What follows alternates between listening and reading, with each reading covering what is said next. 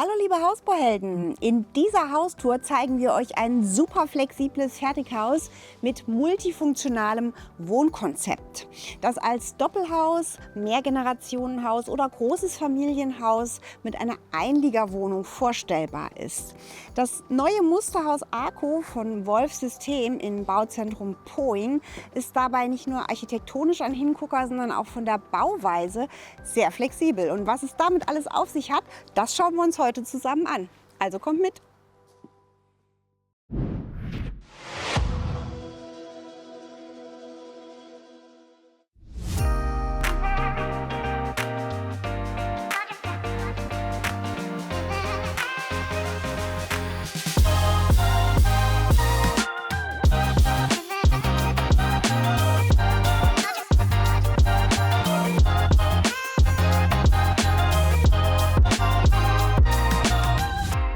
Ich stehe jetzt hier genau an der Grenze zwischen den beiden Doppelhaushälften. Der Gesamtbaukörper ist hier 16,57 Meter lang, die Breite ist 9,22 Meter.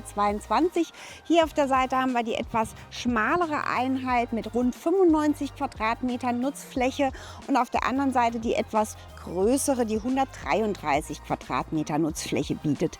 Im Musterhaus sind die beiden innen verbunden, sodass man sich das auch als Gemeinschaftsprojekt vorstellen kann. Auf der anderen Seite gibt es aber zwei separate Hauseingänge. Von der Fassade können wir schon sehen, gibt es hier ganz unterschiedliche Materialien. Wir haben im unteren Bereich eine leicht beige abgetönte Putzfassade, dann sehr schön diese über die ganze Hauslänge vorgesetzte Loggia, die etwa 1,20 rausspringt. Ganz schön die Deckenuntersicht hier mit einer Dreischichtplatte gemacht, also in Holz. Und dann gibt es hier nochmal eine andere Holzart. Da gibt es nämlich diese Lamellen in Fichte. Das ist 3 mal 7 cm vom Format mit so einer Vorvergrauungslasur gestrichen, die hier eben das Brüstungsgeländer vom Balkon, aber auch teilweise Sichtschutz und diesen ganzen Giebel optisch zusammenfasst. Dahinter ist dann noch mal diese etwas hellere Dreischichtplatte zu sehen, die dann auch mit so einer Lasur behandelt ist, dass sie eben hell bleibt. Ansonsten vergraut das Holz ja. Und wir sehen auch schon, es gibt hier sehr hochwertige Holz-Alu-Fenster. Die Aluschale außen ist im RAL-Farbton 7022, das ist Umbra-Grau. Ihr könnt sehen, hier unten gibt es einen kleinen Unterschied. Das ist hier die extra flache Schwelle. An der Stelle sieht man, wie es aussieht, wenn man die normale Austrittsschwelle hat. Wie das dann im geöffneten Zustand aussieht, zeige ich euch von innen. Ebenso erkläre ich euch dann, was es damit auf sich hat. Wenn wir jetzt hier rumkommen, sehen wir, dass erstens hier schon eine Außenbeleuchtung integriert ist und hier, was ganz besonders ins Auge fällt, dieses Rucksackfenster, das tatsächlich 40 cm rausspringt, was natürlich innen dann ein Sitzfenster gibt, ist bautechnisch die etwas aufwendigere Lösung, ist dann mit so einem Stehfalzblech in schwarz-grau gemacht. Ebenfalls in dem Farbton diese sehr schönen quadratischen Fallrohre und dieser schlanke Dachrand. Es sind übrigens zwei 16 Grad geneigte Satteldächer. In der Kehle in der Mitte gibt es dann, Fun Fact am Rande, eine beheizbare Dachrinne, weil wenn sich da natürlich Schnee sammelt, muss gewährleistet sein, dass das trotzdem schmilzen und ablaufen kann. Wir können jetzt hier schon sehen, dass der komplette Obergeschossbereich mit diesen Lamellen abgesetzt ist und dass es eben Bereiche gibt, wo die Lamellen vor den Fenstern durchlaufen und andere Bereiche, wo die Lamellen für die Fenster unterbrochen sind. Das hängt natürlich jeweils damit zusammen, was auch für Nutzungen dahinter sind. Zum Beispiel werden da teilweise eben WC- oder Badfenster auch schon so ein bisschen sichtgeschützt. Und was auch sehr schön ist, hier sind wir jetzt schon vorm Eingang der ersten Wohneinheit, dass es eben gleich schon so ein L-förmiges Vordach gibt, wo dann eben der Briefkasten ohne Wärmebrücke nach drinnen integriert sein kann, wo dann auch schon eine Beleuchtung integriert ist und wo man eben trockenen Fußes und windgeschützt ins Haus kommt. Und wie es in der ersten Wohneinheit innen aussieht, schauen wir uns jetzt als erstes an.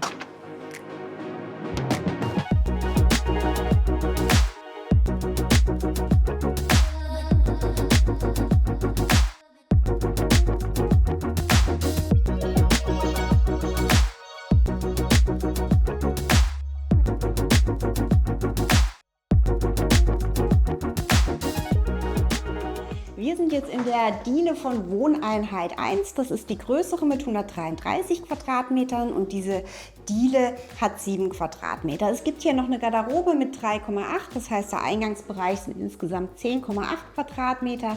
Die lichte Raumhöhe ist hier im Erdgeschoss überall 2,50 Meter. Auf dem Boden haben wir eine sehr neutrale graue Fliese, was im Eingangsbereich immer super ist, weil man da keinen Dreck drauf sieht. 60-60, so ein bisschen in Betonoptik, in Feinsteinzeug. Und was natürlich ganz besonders ist an dieser Diele, man hat sich mal getraut, das richtig dunkel zu streichen. Das ist hier Anthrazit, man sieht es genau an den Schaltern, die sind nämlich schwarz. Und jetzt schauen wir uns als erstes die kleine Garderobe an, weil hier nochmal ein kleiner Tipp von mir. Wir haben jetzt hier einen Einbauschrank, also eine geschlossene Garderobe, wo man wirklich was unterbringt. In dem Fall sind das jetzt so Standardschränke, die nur 40 cm tief sind, also wo man Regalböden drin hat. Da ist dann einfach oben nochmal so eine Leiste vorgeblendet, dass es wirklich aussieht wie ein Einbauschrank, sich aber mit einem Standardschrank lösen lässt.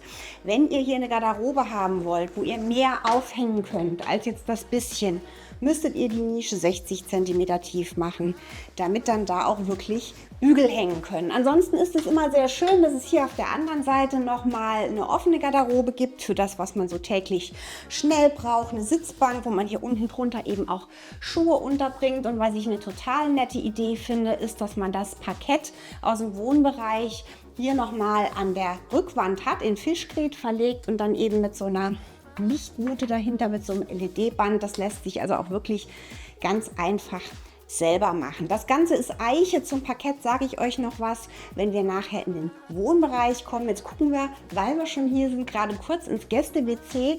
Vielleicht eine Sache, die mir auch gleich auffällt. Wir haben hier diese stumpf einschlagenden, flächenbündigen Türen mit den verdeckten Bändern. In dem Fall in weiß mit den schwarzen Drückergarnituren, was sehr, sehr schön ist. Auch hier die Garnituren in schwarz. Und mit schwarz geht es dann hier auch gleich weiter. Das Gäste-WC ist tatsächlich nur 1,7 Quadratmeter groß. Hier ist jetzt wirklich nur das WC und hier das Waschbecken. Ganz besonders ist hier diese Spachteltechnik an der Wand in dunkelgrün mit so einem leichten Glimmereffekt drin. Dann haben wir hier ein Fenster zum Kippen, was ganz schön ist, weil es hier jetzt auch nicht die Hauseingangsseite ist. Also heißt ja immer Klofenster nicht zur Haustür, ist eigentlich alles richtig gemacht. An der Stelle haben wir jetzt sehr schön 2 Böden eingebaut, die aus Eiche sind. Das ist wirklich Holz, fühlt sich schön an. Das da finde ich auch ganz witzig. Ich dachte am Anfang, wie hält das Handtuch hier? Ist so ein Reinschieber, dass das so aussieht, als würde das hier so locker flockig liegen. Ob das dann im Ernstfall so praktisch ist, wenn da ein nasses Handtuch auf Holz ist, weiß ich nicht, aber es sieht schick aus. Total schick ist hier auch die Beleuchtung. Wir haben hier überall so schwarze Einbaustrahler bzw. Aufsatzstrahler und hier hängt nochmal so eine schmale Leuchte. Das sieht wirklich schick aus. Mir ist nur auch wieder gleich aufgefallen, dass man sich in dem Spiegel dann nicht sieht, weil hier nicht direkt Licht am Spiegel ist. Auch als Tipp für eure Planung, wenn ihr die Lichtauslässe platziert, überlegt euch, was euch wichtiger ist. Ansonsten haben wir hier sehr, sehr schöne Fliesen. Einmal hier und einmal hier, so eine Strukturfliese. Wie immer gilt, wenn euch die Fliesenmodelle oder auch Farbnummern genauer interessieren, schreibt es mir in die Kommentare.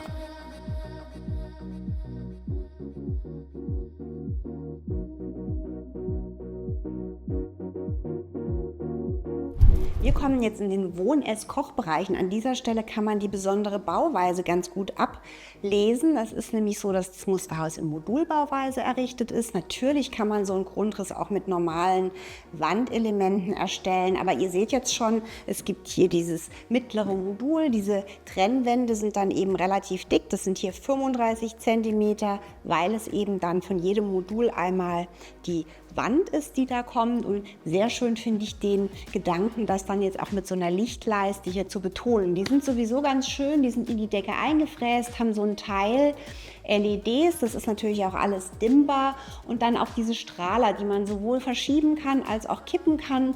Das heißt, man kann eben, wenn man dann zum Beispiel irgendwo Bilder hängen hat, die auch abwechslungsreich in Szene setzen. Das finde ich ein sehr, sehr schönes Lichtkonzept.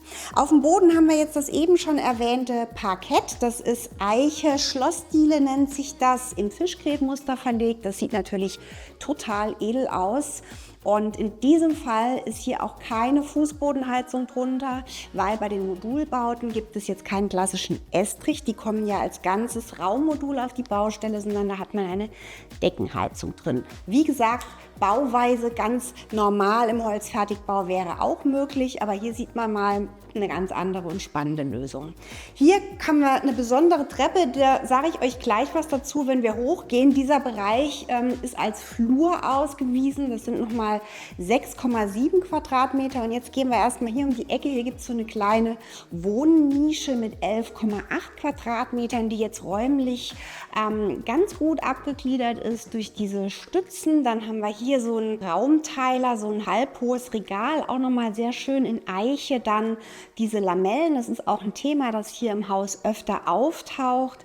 Klar muss euch natürlich sein, wenn ihr jetzt hier relativ viel mit festen Einbauten arbeitet und dann so ein breites Sofa habt, ist der Abstand zum Fernseher vielleicht nicht ausreichend. Von der Möblierung muss euch das einfach klar sein, aber das kriegt man hier sicher hin. Ganz schön finde ich, dass hier auch dieses Element Holzlamelle nochmal auftaucht. Das sind diese Akustikprofile, wo dann so ein schwarzer Filz hinten dran ist und man merkt das wirklich direkt, dass es sehr, sehr angenehm für die Raumakustik ist. Natürlich super ins Auge fallen tut hier diese Wahnsinns-Fototapete. Auch das sehen wir in diesem Haus an unterschiedlichen Stellen und auch hier gilt, wenn euch da genauere Bezugsquellen oder Motive interessieren, schreibt es mir unten in die Kommentare. Der Koch-Ess-Bereich streckt sich jetzt in diesem Fall über 3 Module und ist 28,5 Quadratmeter groß.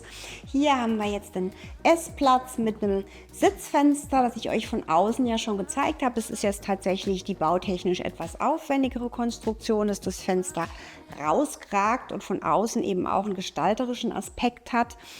In diesem Fall ist der Rahmen auch aus Eiche, der hier vorgesetzt ist. Von der Breite haben wir hier 2 Meter, von der Höhe ist es etwa 1,75. Die Sitzhöhe sind 46 cm, die Sitztiefe 47.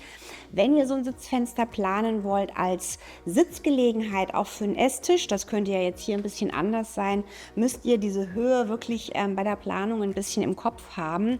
Sollte dann ähnlich sein wie eure Stuhlhöhe bzw. zum Tisch passen. Natürlich kann man da auch noch Kissen drauflegen und wenn das dann so ein schöner Bereich ist, wo eben gleich das Licht auch eingelassen ist, hier seitlich auch nochmal für indirekte Beleuchtung eine Lichtbute eingelassen ist, wird das natürlich sehr, sehr schön. Wir haben jetzt hier die Fensterelemente, das sind große Drehkippbeschläge mit einer unterschiedlichen Teilung. Die Höhe ist 2,14 Meter. Dieser Öffnungsflügel ist in dem Fall der schmalere, das sind etwa 74 cm. Hier ist es 1,15 Meter. Ist an der Stelle bewusst so gewählt, weil natürlich, wenn der hier aufgeht, das dann mit dem Tisch hier auch nicht kollidiert. Ich zeige euch gleich noch die andere Seite. Eine interessante Sache gibt es hier auch noch, dass man hier eine dezentrale Lüftungsanlage hat. Ist natürlich bei Modulen auch praktischer als jetzt so eine durchgehende zentrale Lüftungsanlage, ist aber auch beides möglich. Und in dem Fall ist es so, dass das eben die Innenelemente sind. Dann gibt es hier für diese Elemente jeweils so eine kleine Steuerungseinheit. Und was man eben auch sehen kann, in dem Fall ist es nicht so, dass die in der Fassade rauskommen, sondern ihr habt hier seitlich in den Fensterleibungen dann diese Öffnungen drin sitzen, was ich ganz schön finde, weil man eben von der Außenansicht auf der Fassade nicht diese Öffnungen hat, sondern das in der Fensterleibung integriert ist.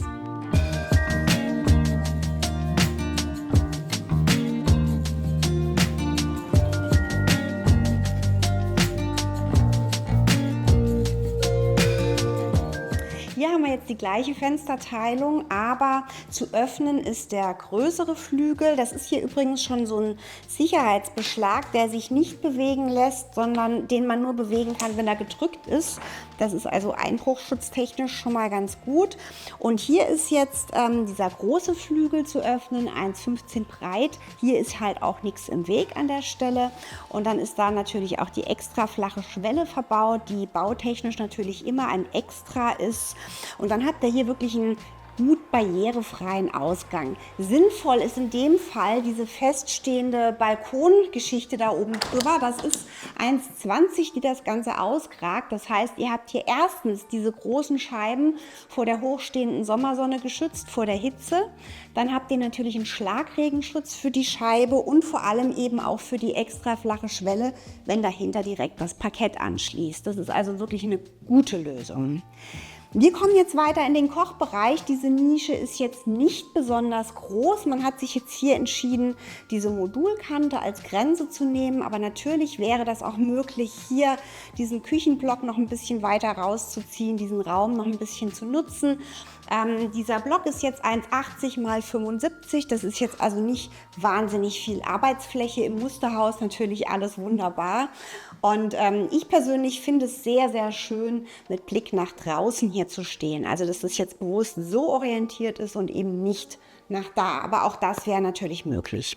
Die Arbeitshöhe sind hier 91 cm. Auch hier sehr schön mit der Lichtwute bekommt das so einen schwebenden Charakter. Der Abstand ist hier nur 90 cm. Das kann man sich überlegen, ob einem das zu wenig ist oder ob das genau richtig ist. Was ich schön finde, ist, dass jetzt hier dieses dunkle Anthrazit wieder aufgegriffen wird und so ein bisschen gebrochen ist durch diese Nische, die komplett mit Eichefurnier ausgekleidet ist. Wir haben jetzt hier mal, was ich ganz schön finde, den Geschirrspüler auf Bedienhöhe. Das ist wirklich sehr, sehr rückenfreundlich. Wenn ihr das irgendwie hinbekommt in eurer Küche, kann ich euch das nur empfehlen, das so zu machen. Man hat es jetzt hier trotzdem hingekriegt, auch den Backofen auf Bedienhöhe noch zu haben und an der Stelle eben den Kühlschrank. Das ist durch diese Überecklösung möglich. Auch gut, dass hier jetzt wirklich das Licht über dem Herd ist, wo man es braucht, beziehungsweise über der Platte, wo man eben schnippelt und hier gleich die Einbaustrahler drin sind.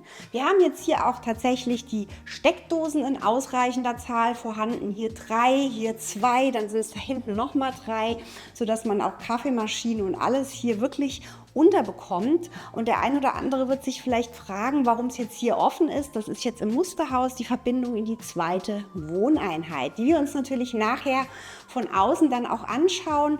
Ein Wort dazu: Wenn ihr es als Mehrgenerationenhaus mit einer Familie nutzt, kann man das natürlich machen.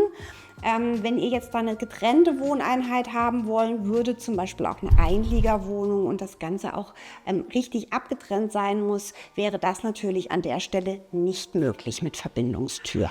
Und jetzt schauen wir mal, wie es oben weitergeht.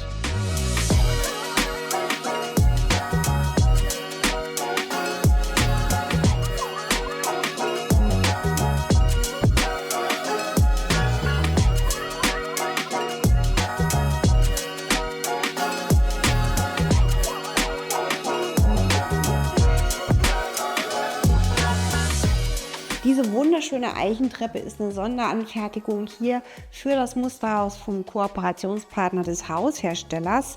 Diese Nische ist 2,10 Meter breit, das heißt, man hat jetzt wirklich hier eine schöne Laufbreite. Das Ganze ist in Eiche gemacht mit diesen Sitzstufen. Man hat sich jetzt hier dafür entschieden, dieses Element Schwarz, Industrial Design, ein bisschen durchzuziehen. Ein schöner Handlauf, das ist übrigens auch ein gutes Nachtlicht, so eine Beleuchtung. Dann hat man hier dieses Hafengeländer und durch dieses Podest ist das eine sehr bequem begehbare Treppe. Schön ist, dass dann der Handlauf hier auch Eiche ist, schwarz gebeizt und hier hinten das Holz nochmal hochgezogen ist, dass man da eben auch so eine Lichtwute unterbringt. Und jetzt sind wir auch schon oben angekommen. Der Flur ist mit 16,4 Quadratmetern sehr großzügig bemessen. Das hat natürlich jetzt was damit zu tun, dass man hier die volle Breite dieses mittleren Moduls ausgenutzt hat. Das ist hier eine lichte Breite von 2,38 Meter. Die lichte Höhe ist 2,49 Meter hier oben. Und sehr schön ist auch, dass dieses Fischgrätparkett wieder nach oben durchgezogen ist. Man kann natürlich den Raum dann hier nutzen, um sich eine Leseecke, einen Lieblingsplatz hier einzurichten. An der Stelle seht ihr, jetzt laufen diese Lamellen vorm Fenster durch, ist dann an der Stelle auch gleich die Absturzsicherung. Wir haben jetzt nämlich hier diese Brüstungshöhe von 30 cm, was so ein bisschen was Heimeligeres gibt, als wenn es wirklich bodentief ist. Auch hier nochmal eine asymmetrische Fensterteilung, die wir auch gleich im Kinderzimmer nochmal sehen werden. Und hier oben sind die Fenster jetzt innen, also der Holzteil, ganz stark gebürstet, dass die also diese Maserung ganz stark haben und hell lasiert, was ich persönlich auch sehr, sehr schön finde. Hier seht ihr den Heizkreisverteiler, dann haben wir hier das Bad, hier Kinder- und Schlafzimmer und da gucken wir jetzt als erstes rein.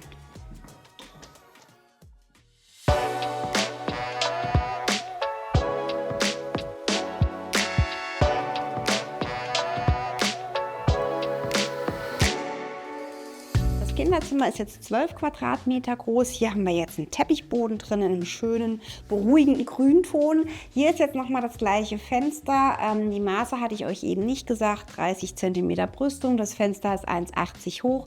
Der Öffnungsflügel ist der schmalere mit 58 cm und hier haben wir dann 84 cm. Hier ist jetzt aus Sicherheitsgründen so ein abschließbarer Fenstergriff drin. Das kann man jetzt so einfach nicht aufmachen, obwohl hier natürlich mit diesem französischen Balkon, mit diesem Glasgeländer auch die Absturzhöhe von 90 cm erreicht wäre.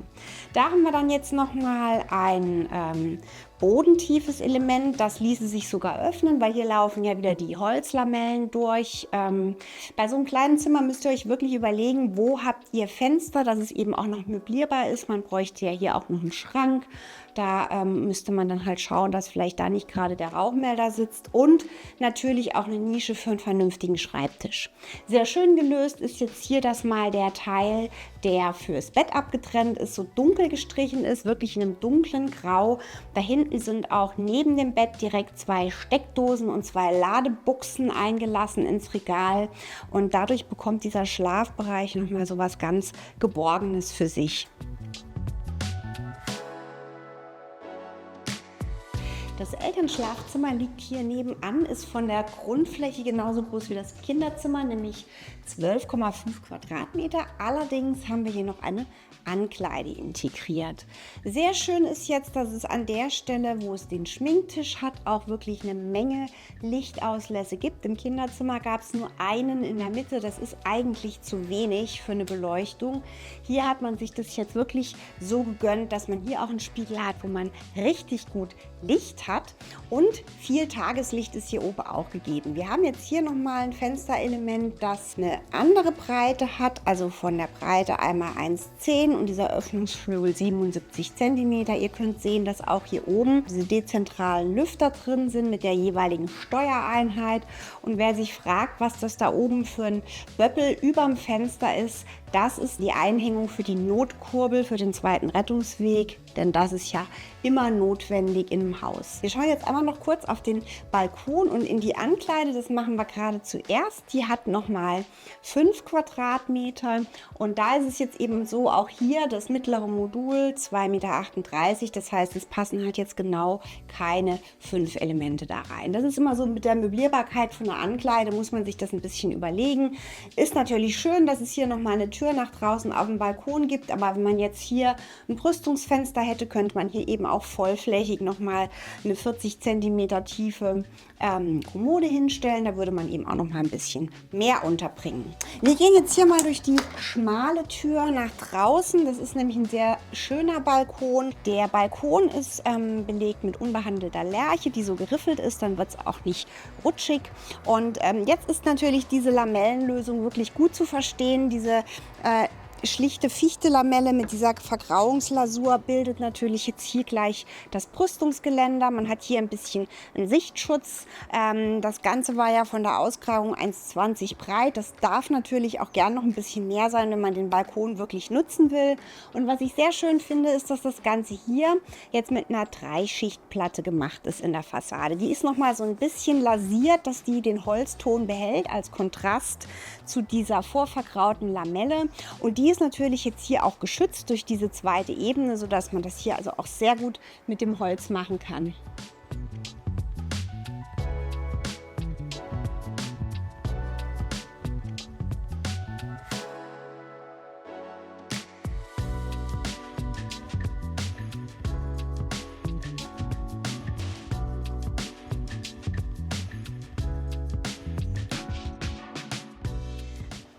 Hier gegenüber liegt jetzt noch ein kleines Arbeitszimmer, das schauen wir uns natürlich auch noch schnell an.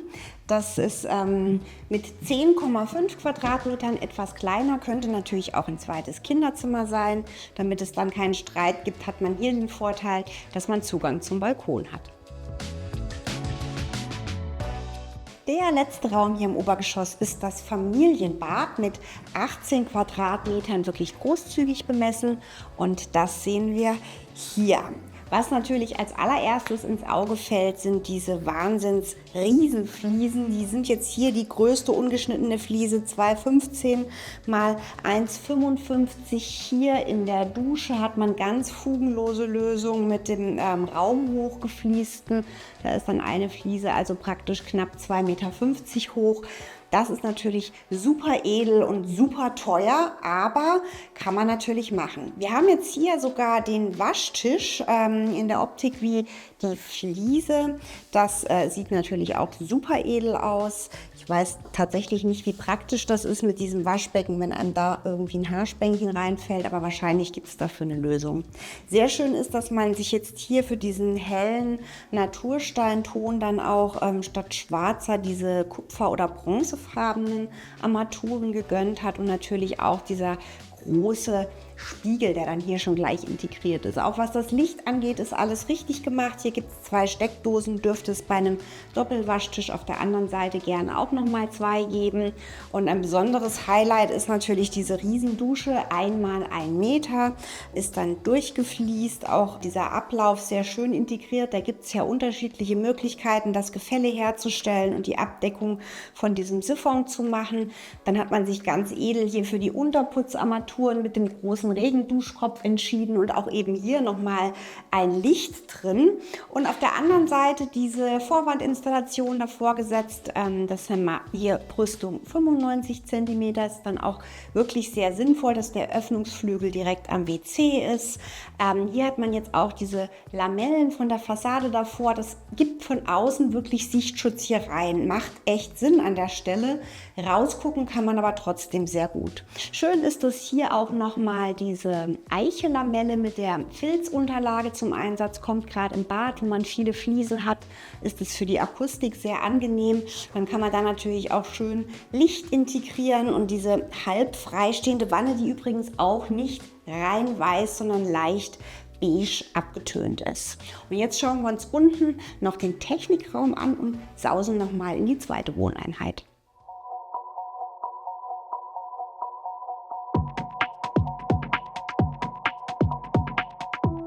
Vorne im Eingangsbereich ist noch der Technik- und Hauswirtschaftsraum. Der verbirgt sich hinter dieser grauen Tür. Der ist mit 8,5 Quadratmetern nicht riesig, aber ganz geschickt aufgeteilt und eingerichtet. Nett ist, dass die Tür zweifarbig ist. Hier also wieder in diesem gleichen Grauton, innen weiß. Hier auf der Seite ist Anschluss für Waschmaschine und Trockner, gleich schon in Bedienhöhe in so ein Modul integriert mit Wäschesortiersystem. Das ist platzsparend. Hier haben wir noch Platz für das Innenteil der Luftwasser-Wärmepumpe. Hinten sind die Hauseinführungen, Strom und Wasser, und das Außenteil zeige ich euch jetzt gleich auf dem Weg in die zweite Wohneinheit. Hier haben wir jetzt die Außeneinheit von der Wärmepumpe für Wohneinheit 1, und weil es ja ein echtes Doppelhaus ist, haben wir hier die zweite Außeneinheit für Wohneinheit 2, wo das Innengerät versteckt ist. Zeige ich euch natürlich auch, aber jetzt schauen wir erstmal, wie es hier hinter der Eingangstür weitergeht.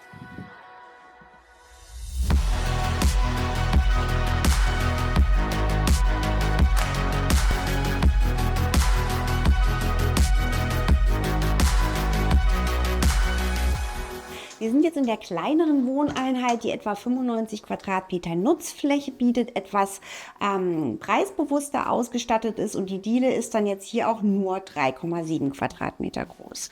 An der Seite hat man auf jeden Fall Platz für eine offene Garderobe und hier direkt an der klassischen Stelle ist das Gäste-WC, das mit 2 Quadratmetern auch ganz platzsparend bemessen ist. Hier gibt es ein kleines Fenster, das geht natürlich jetzt klassischerweise direkt zur Eingangstür, deshalb braucht man da auf jeden Fall einen Sichtschutz. Was ich sehr nett finde, ist, man hat jetzt hier überall die Standardfliese durchgezogen, aber Akzente gesetzt hier zum Beispiel durch eine ganz expressive Tapete.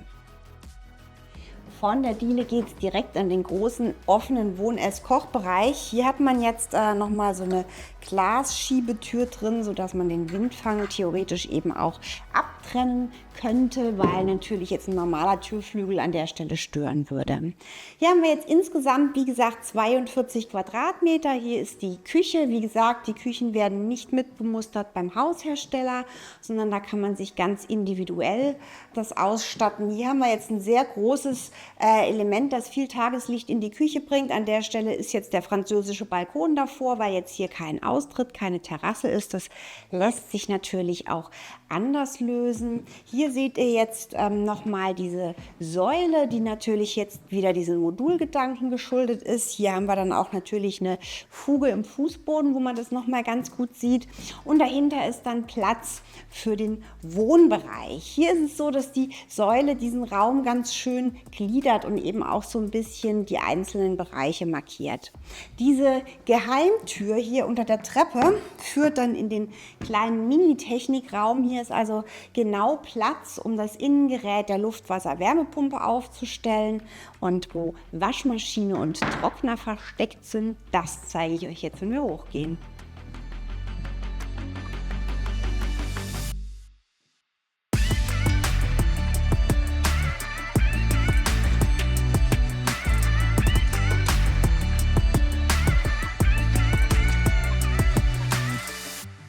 Der Flur hier oben sind auch 14 Quadratmeter und hier ist jetzt dieses Lamellenthema von der Fassade an verschiedenen Stellen nochmal ganz schön aufgegriffen.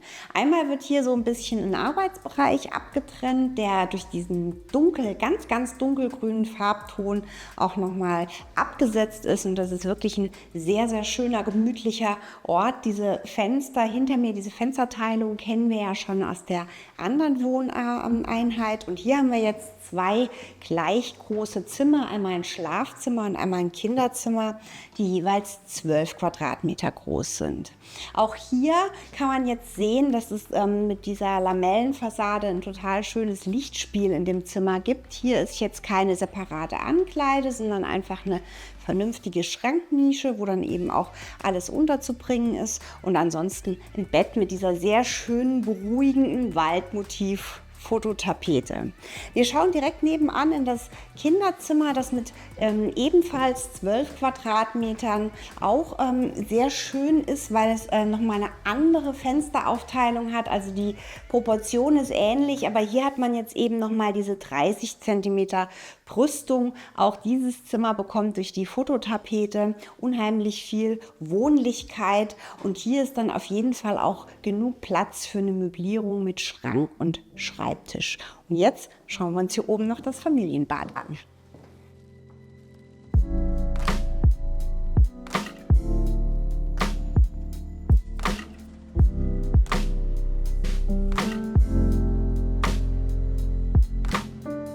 Das Bad ist nur in Anführungsstrichen 5,8 Quadratmeter groß. Trotzdem hat man hier noch Platz für Waschmaschine und optional Trockner untergebracht. Also da muss man sich entscheiden, entweder Trockner oben drüber oder Stauraum. An der Stelle ist dann die Nische genauso, dass da ein Doppelwaschtisch reinpasst. Hier auch sehr schön auf beiden Seiten die Doppelsteckdose. Auf dem Boden ist jetzt eine 60x60 Fliese, mit der kann man wirklich auch einfach ganz guten Standard erreichen. Und dann hat man sich hier diese Rückwand gegönnt mit dieser wunderschön glasierten Metro-Fliese 24x5,5 im Fischgrät verlegt, was einfach eine total schöne Atmosphäre hier reinbringt. Was auch ganz schön ist, dass man hier in dieser Trennwand nochmal Stauraum, ein beleuchtetes Regal untergebracht hat und die geflieste, bodengleiche Dusche eben auch 1x1 Meter ist. Auch da nochmal eine Abstellnische mit dieser Rückwand in Fischgrät und dann eine Nische, wo wirklich das WC ein bisschen abgetrennt ist, auch nochmal mit Hinterleuchtung, sodass hier wirklich viel geboten ist auf kleinem Raum.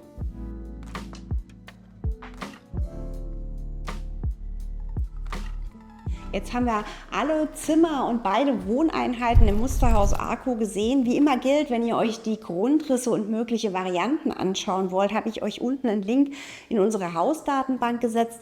Da findet ihr auch Kontakt zum Hersteller. Wenn ihr euch das Haus selber mal anschauen wollt, es steht im Bauzentrum Poing bei München, ist in der Regel geöffnet mittwochs bis sonntags von 11 bis 18 Uhr.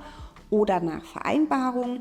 Und wenn ihr noch mehr Videos von uns schauen wollt, dann abonniert doch unseren Kanal. Am besten mit Glocke, denn dann verpasst ihr auch alle weiteren Videos nicht von und für Hausbauhelden.